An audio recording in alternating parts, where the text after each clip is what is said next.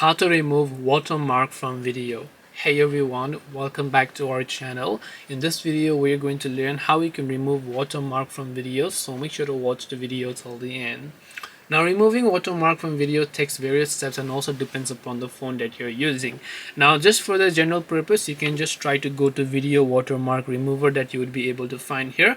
And once you go to the video watermark remover, you can just tap on remove watermark from video, which is video.io. So you basically have this one at the top of the list. So even I'm going to test it. So you can tap on remove watermark from video option, and then you can just try to upload the video that has watermark over here. So make sure you go ahead and then upload that video. Then the AI of vid.io is going to automatically determine what kind of video it is, and they will just replace the watermark with anything that is on the background. So you might actually want to choose to upload a file here, and once you have done that, you will be able to remove the watermark. That's all it takes to remove watermark from video. Hope this video was helpful. If you have got any questions, feel free to leave them down below. Thank you for watching till the end, and see you soon in the next video.